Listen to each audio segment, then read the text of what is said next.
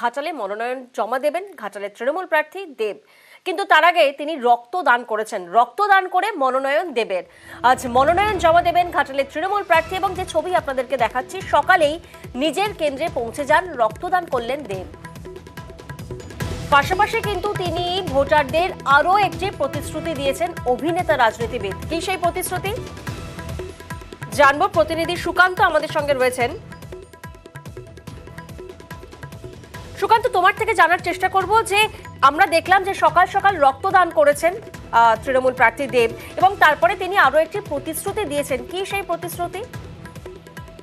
দেখো প্রিয়াঙ্কা, এই যে দাবদাহে অর্থাৎ তাপপ্রবাহে পুড়ছে গোটা বাংলা, সেই জায়গায় দাঁড়িয়ে দেব আজকে কিন্তু নিজে মুখে বলেছেন যে তিনি ঘাটাল লোকসভা কেন্দ্রে যত ভোট পাবেন ততগুলি গাছ লাগাবেন ঘাটাল লোকসভা কেন্দ্রের বিভিন্ন জায়গাতে।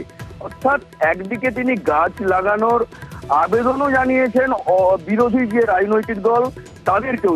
তিনি বলেছেন তারাও যতগুলি ভোট পাবেন সেই অনুযায়ী গাছ লাগান। অর্থাৎ এই তাপপ্রবাহ থেকে বাঁচতে একদিকে গাছ না লাগালে কোনোভাবেই সম্ভব নয়।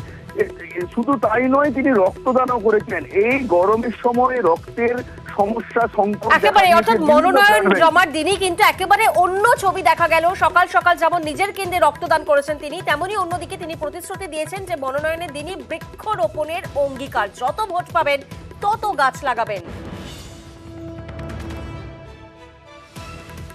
আমার মনে হয় কি, যেহেতু নেতাদেরকে দেখে শেখে, নেতারা হচ্ছে মার্গদর্শিকা দেখায়।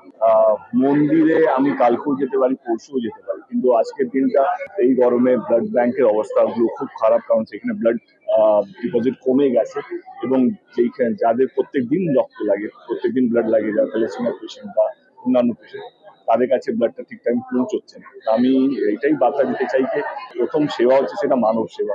রক্ত ঝরাবেন না, রক্ত দান করুন, জীবন দান। রক্তদান মানেই জীবন দান। যেহেতু গরম বাড়ছে, যেহেতু যেইভাবে গরম বাড়ছে, ইতিহাসে 70-80 বছর এরকম গরম পড়েনি এপ্রিল মাসে, আমরা সবাই জানি।